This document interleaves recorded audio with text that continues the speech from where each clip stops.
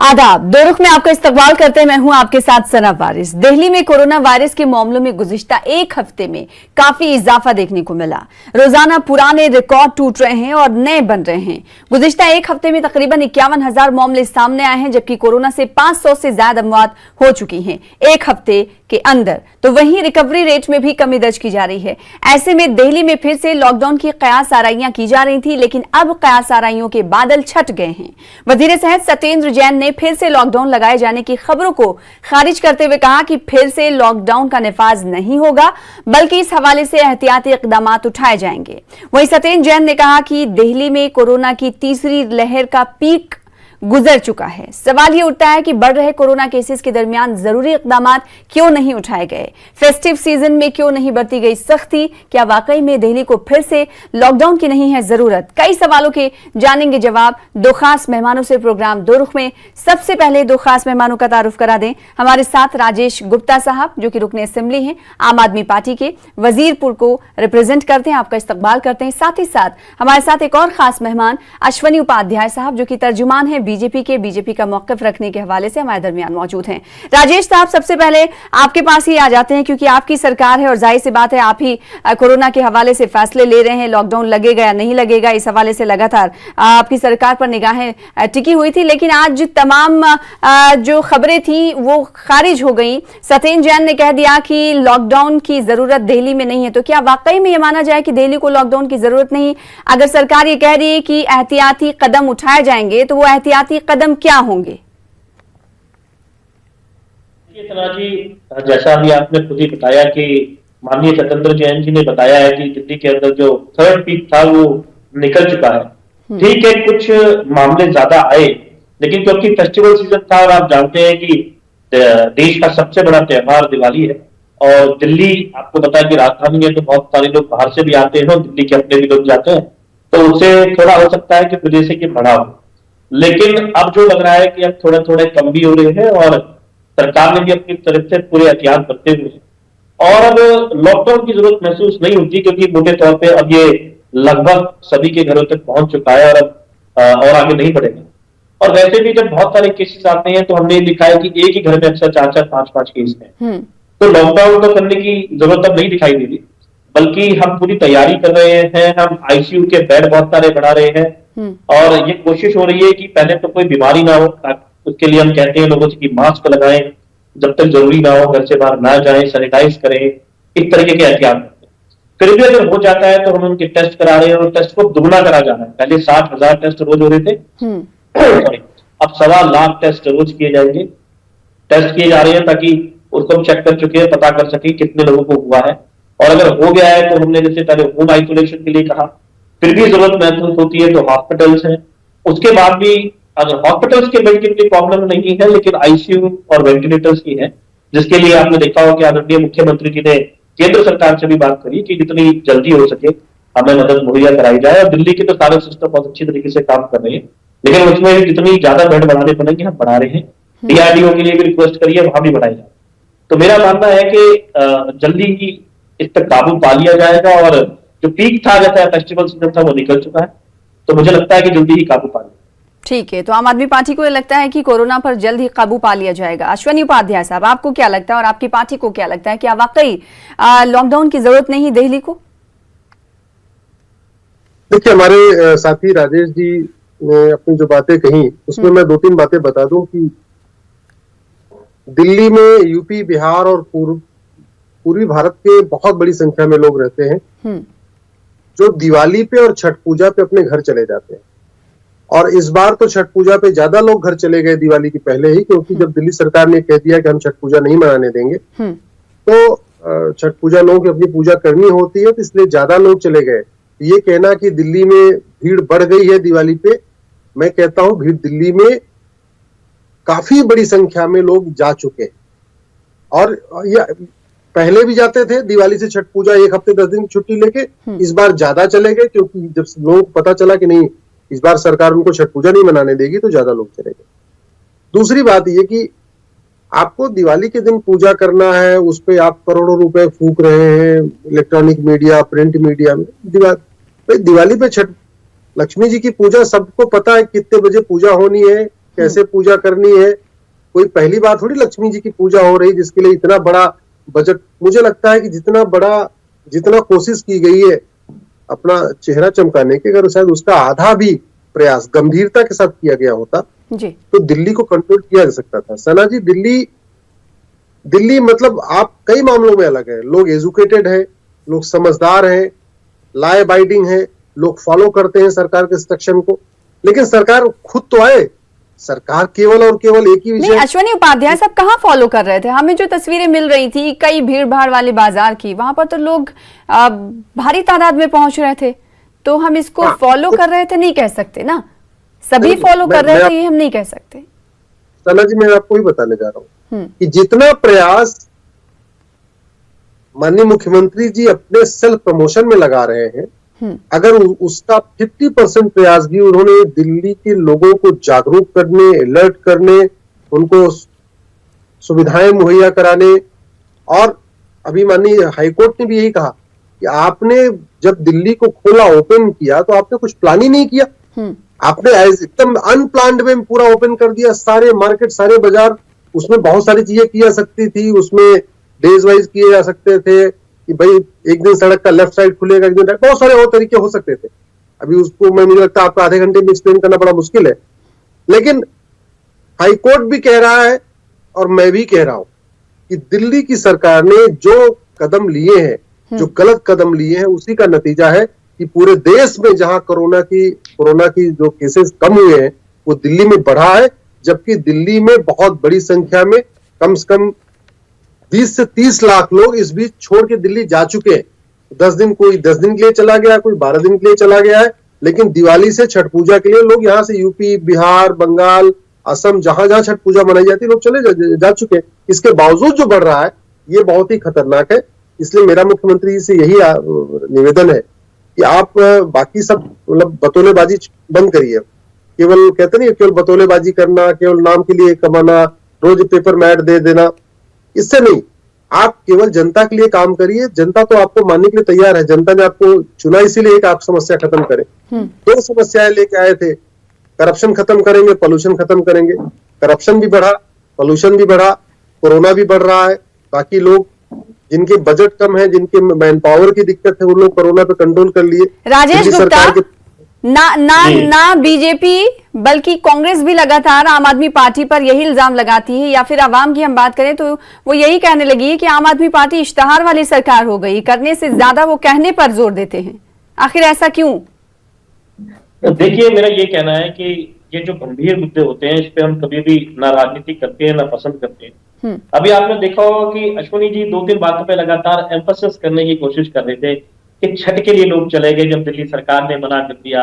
मतलब बड़े मासूम होके, बड़े तरीके से टैक्टिक्स जो कहते कलाकारी दिखाने की कोशिश हो रही। प्रॉब्लम ये है कि दिल्ली के लोग ना, अभी इन्होंने बड़ी अच्छी बात की, बड़े समझदार, पढ़े लिखे, इसलिए आज उनकी 8 सीटें रह गई, क्योंकि कॉन्टिन्यूसली राजनीति हर चीज में घुसने की कोशिश करते हैं। इनको जब ये मालूम है कि दिल्ली में हालात खराब है, एक तरफ तो ये कह रहे हैं, दूसरी तरफ कह रहे हैं कि नहीं जी दिल्ली की सरकार ने मना कर दिया। कहाँ मना कर दिया भाई छठ मनाने के लिए? और आज तक आपने सुना छठ के बारे में? आपके लगे एमसीडी ने कुछ कराओ, किसने कुछ कराओ? हमने बिहार से बड़ी छठ दिल्ली के अंदर करके दिखा। दूसरी बार बार ये गेम खेलना कि जी सीएम साहब ने दिवाली के ऊपर कार्यक्रम कर दिया। अब आपको हिंदू होने पे भी शक हो गया है, अब आप हिंदू विरोधी हैं, ये कहना चाहते हैं। हमने क्या गुनाह कर दिया? हमने सिर्फ लोगों को कहा कि दिवाली मनाए, मुख्यमंत्री के साथ में होकर बनाए। अब इनको दिक्कत हो गई। ये अगर राम के नाम पे कोई बात करे तो भगवान राम की आस्था की बात है, हम माता लक्ष्मी की बात करें तो राजनीति हो गई।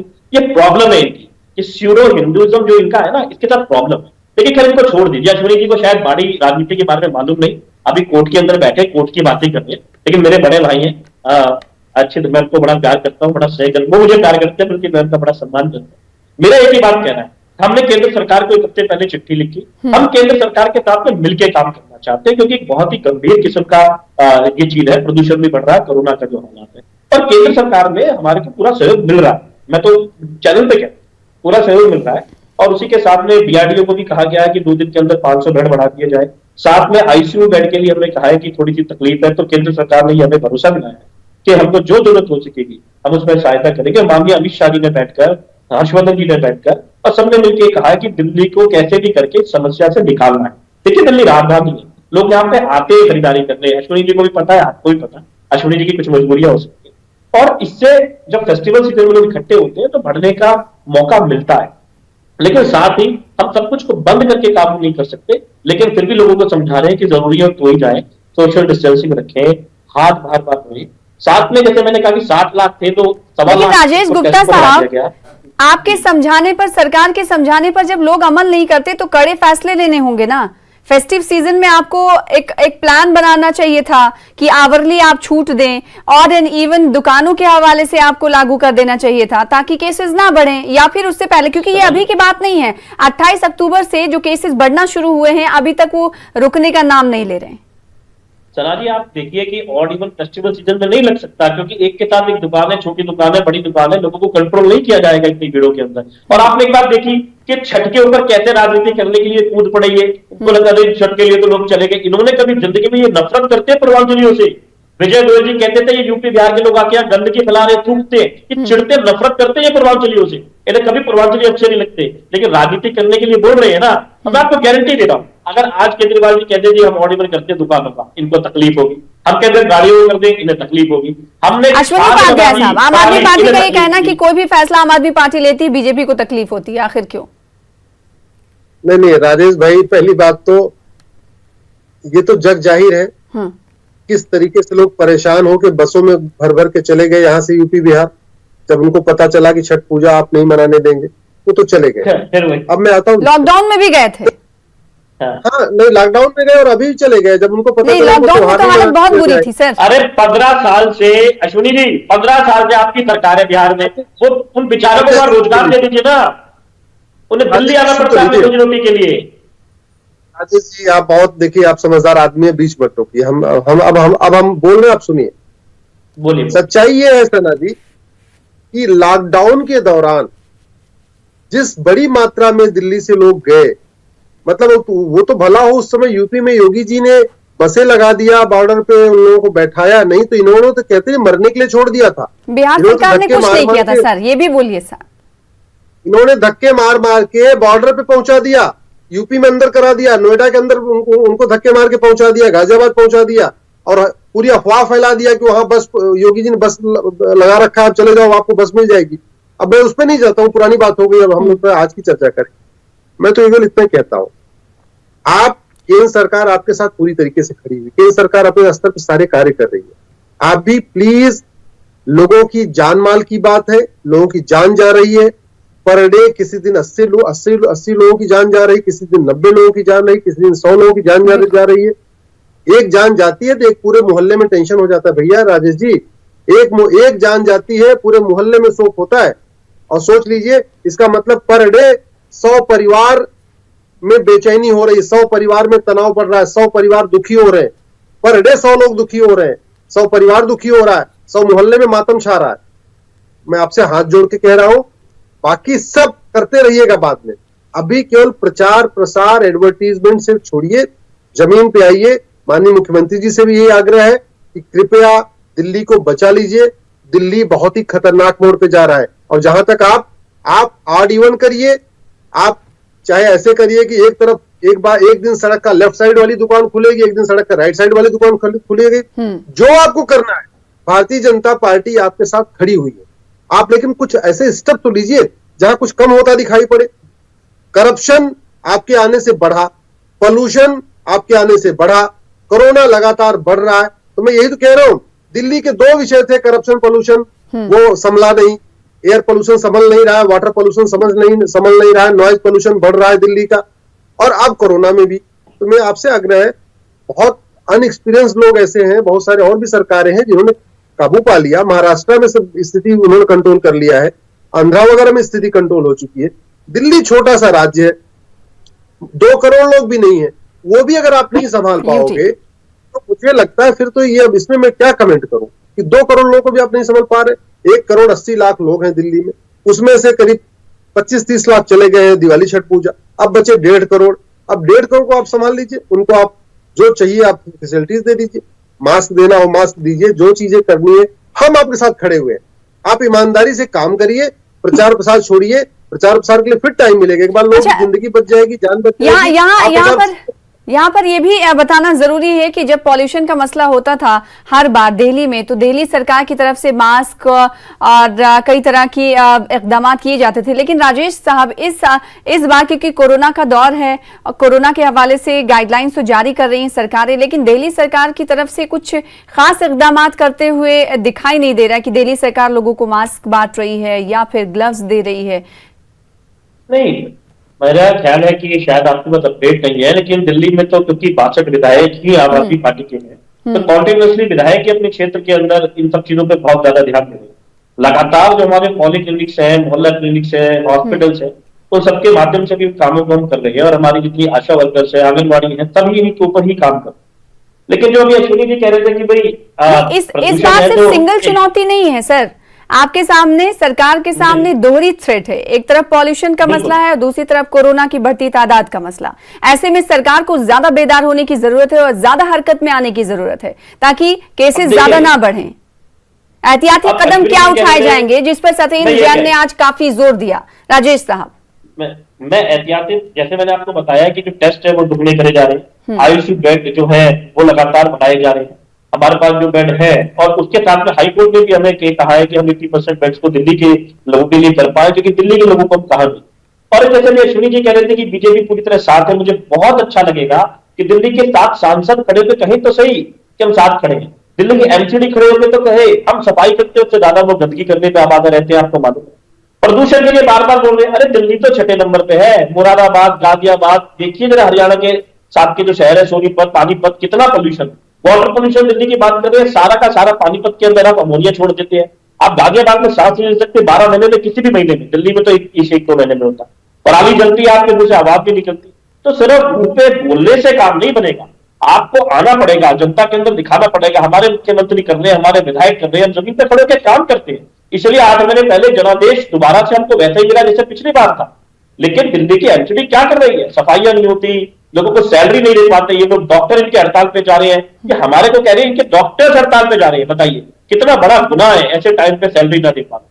लेकिन समस्या ये है इस पार्टी की कि ये सिर्फ यहां पर बात करेंगे।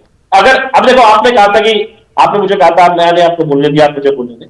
मेरा यह कहना है कि 7 सांसद है, आपको किसी की आवाज नहीं दिखाई देती, लेकिन हम फिर भी उन्हें चिट्ठी लिख रहे हैं कि हमारा सहयोग कीजिए, और उन्होंने करा तो धन्यवाद दे रहे हैं आपके सामने, हमारे सामने आइए तो सही।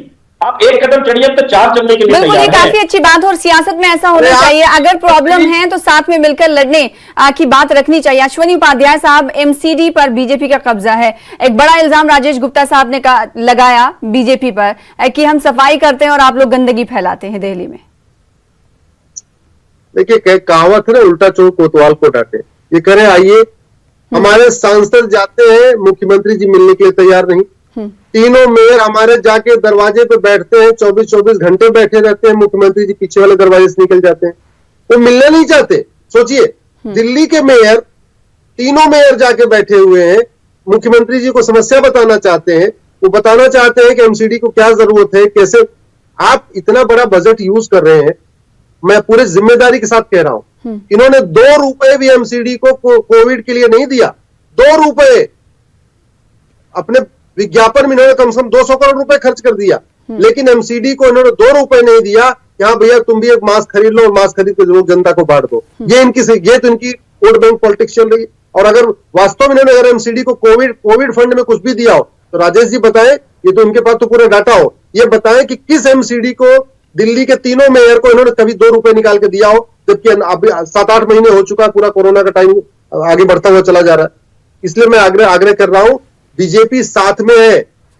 मैं आपके आज न्यूज 18 के चैनल पे कह रहा हूं, आप मुख्यमंत्री जी को बताइए कि वो मेयर से कब मिलना चाहते हैं, पार्षदों से कब मिलना चाहते हैं, पार्षदों की समस्या कब सुनना चाहते हैं।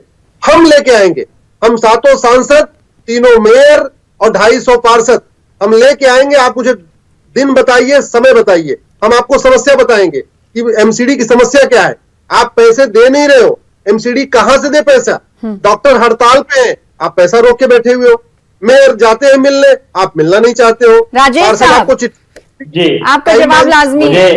देखिए, इतने सीरियस टॉपिक पे ऐसे कॉमेडी की बातें नहीं करनी चाहिए। अश्विनी जी, अभी आप कोर्ट में बैठे हुए मेरे भाई, आप कोर्ट में बैठे हुए, आप जानते हैं कि अगर ऐसी कुछ बातें होती तो कोर्ट बहुत पहले बहुत कुछ कह देता है। कोर्ट ऐसा नादान नहीं है, इस देश के अंदर कानून का राज है। अभी तक माननीय हाई कोर्ट, सुप्रीम कोर्ट इस बारे में कितनी बातें कह चुका होता है, वो ऑब्जर्व करते रहते हैं। और आप जैसे बड़े भाई वहां पे लगा सकते हैं एप्लीकेशन, अगर हम पैसा रोक के बैठ जाते थे। आपने तो बल्कि चुनाव में कहा था कि मोदी जी से सीधे पैसे लेके आएंगे। मनोज वाजपेयी जी ने तो, मनोज तिवारी जी ने बार बार कहा, लेकिन वो तो एक जुमला निकला हर बार की तरह। दूसरा, आप कहते हो पैसे रोक के बैठे हुए हैं, तो मैं फिर कह रहा हूँ आप कोर्ट में बैठे हुए हैं और आपको मालूम है कहते क्या किया जाता है। तीसरी बात पे आपने कहा मेयर मिलने गए, एक मिनट देखो, आपने कहा मेयर मिलने के लिए सर सत्येंद्र जैन जी माननीय दिल्ली के स्वास्थ्य मंत्री और यूडी मिनिस्टर को लेने के लिए गए, वो उठे नहीं। नाटक करना अलग बात है। आप एक काम कीजिए, आप कह रहे हैं ना कि मतलब मैं आपको इस चैनल पे कह रहा हूँ, आप तीनों मेयर को भेजिए, मैं चलता हूँ, मैं भी तो विधायक हूँ, मैं अभी जाके सीएम साहब से मिलवाता हूँ। 1 घंटे पहले तो बताओगे सीएम साहब को कि हम मिलने के लिए आ रहे हैं। आप बैठिए, आप बात कीजिए, लेकिन आप जाके बाहर तख्तियां लेके जाते हो, गेट पे बैठ जाते हो, शाम को भाग जाते हो, ऐसे काम नहीं चलेगा। देखो जनता सुनी, समझदार हो गई, अब जुमले वुमले नहीं चलते। ठीक है, कांग्रेस को हरा सकते हो, आपने हरा लिया, जैसे मर्जी करो, लेकिन आम आदमी पार्टी जमीन की पार्टी है, ये जमीन पे उठी हुई है। तो यहां पर आप झूठ बोलोगे तो हमारे लोग जाके समझा देते हैं, पार्टी समझदार है। अभी कांग्रेस थोड़ी है जो कार्यकर्ता 5वें साल में जागे और तब तक आप उसको खत्म कर दो, ऐसा नहीं होगा। जब भी आप दिल्ली में आएंगे, दिल्ली में आपके सामने आम आदमी पार्टी है, आम लोगों की सरकार है। आप आइए, मिलके करेंगे तो भी जनता को पता लग जाएगा, क्योंकि हम तो सच बोलते हैं। हमने अभी बोला कि हमने चिट्ठी लिखी, आपने सहयोग करा, हमने कहा धन्यवाद। लेकिन जब आप झूठ बोलेंगे, जब आप जुमलेबाजी करेंगे, तो जनता उस बात को भी समझेगी। मैं बार बार आपसे कह रहा हूं कि सीधे सीधे आ जाइए, दिल्ली की जनता की आपने जान बचानी है, दिल्ली के लिए काम करना है, प्रदूषण कम करना है। केंद्र सरकार आसपास के ठीक है अश्विनी उपाध्याय साहब, जब ये बात हो रही है कि दिल्ली किसी एक की नहीं है, दिल्ली सरकार की भी है और दिल्ली मरकजी सरकार की यानी केंद्र सरकार की है, तो फिर प्रॉब्लम क्या है? मिल बैठकर काम करना चाहिए। मैं यही तो आपको बता रहा हूं, ये डॉक्टरों से नहीं मिलना चाहते, डॉक्टर हड़ताल पे है, उनको वेतन नहीं मिल रहा, पार्षदों से नहीं मिलना चाहते, मेयर से नहीं मिलना चाहते, सांसद से नहीं मिलना चाहते। मुख्यमंत्री जी ऐसे लगता है वो दिल्ली के मुख्यमंत्री नहीं बल्कि केवल आम आदमी पार्टी के मुख्यमंत्री हैं। वो केवल आम आदमी पार्टी के नेताओं से मिलेंगे, आम आदमी पार्टी के कार्यकर्ताओं से मिलेंगे, आम आदमी पार्टी के विधायकों से मिलेंगे। वो जो उनको फीडबैक, जैसे राजेश जी आम आदमी पार्टी के हैं, उनसे तो मिलेंगे, लेकिन अभी अश्विनी उपाध्याय जाए तो अश्विनी उपाध्याय को टाइम नहीं मिलेगा। मैं आपको पूरी गारंटी के साथ कहता हूं, यही हो रहा है।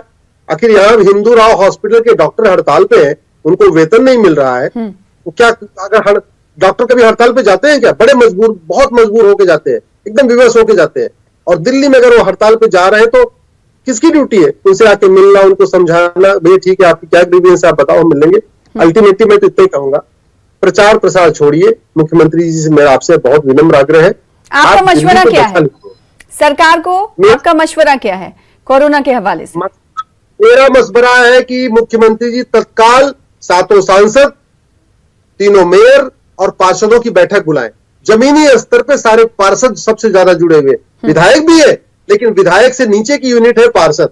तो सबसे मेरा आग्रह है कि सबसे पहले माननीय मुख्यमंत्री जी सभी पार्षदों को बुला ले, चाहे कांग्रेस के पार्षद हो, चाहे बीजेपी के पार्षद हो, चाहे आम आदमी पार्टी। बीजेपी को लगता है कि लॉकडाउन लगना चाहिए दिल्ली में? दिल्ली इस स्टेज पर पहुंच चुकी है कि लॉकडाउन की जरूरत है। मुझे लगता है कि लॉकडाउन से ज्यादा जरूरी जमीन पे काम करने की जरूरत है और अच्छी नीयत के साथ काम करने की जरूरत है। अच्छी नीयत के साथ काम करें तो ये भी संभव है और उसमें बहुत सारे आखिरी सवाल राजेश गुप्ता साहब आपसे करना चाहेंगे। सत्येंद्र जैन ने कहा कि मेजर स्टेप लिए जाएंगे, एहतियाती इकदाम उठाए जाएंगे, जिसको उर्दू में कहा जाता है। कौन कौन से ऐसे मेजर स्टेप लिए जाएंगे जिससे कोरोना नहीं बढ़े? देखिए, मैं पहले अश्विनी जी की एक बात को क्लियर करता हूँ, शायद उन्हें मालूम नहीं है कि जो हिंदू राव अस्पताल है वो एमसीडी का अस्पताल है जहां बीजेपी का राज है। तो अगर हड़ताल पे वो जा रहे हैं तो वो बीजेपी से दुखी होकर जा रहे हैं। दिल्ली के जो 38 अस्पताल है उसमें कोई हड़ताल नहीं है, बाकी डॉक्टर बहुत ज्यादा खुश है। तो ये मैंने जो किया है, मैंने बता दूं कि वो आपका अस्पताल है, आपकी जिम्मेवारी है तनख्वाह देना।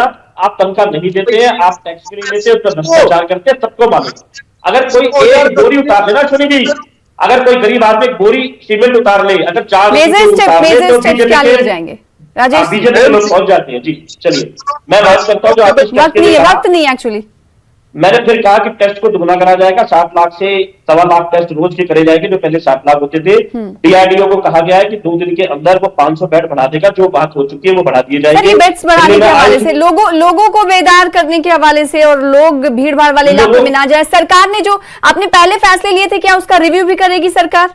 बिल्कुल, सरकार रोज रिव्यू कर रही है, रोज मीटिंग हो रही है। आज की डेट में कोरोना से ज्यादा, ठीक है, तो सरकार का ये कहना है कि रिव्यू भी किया जा रहा है लगातार, और अगर जरूरत पड़ी तो एहतियाती कदम भी इस हवाले से उठाएंगे। वहीं बीजेपी का अपना मौक़िफ़ है इस हवाले से। बेहद शुक्रिया आप दोनों खास मेहमानों का हमारे साथ जुड़ने के लिए। प्रोग्राम दो रुख में कल फिर बड़े मुद्दे के साथ हाजिर होंगे। प्रोग्राम दो रुख में दीजिए मुझे इजाजत। आदाब।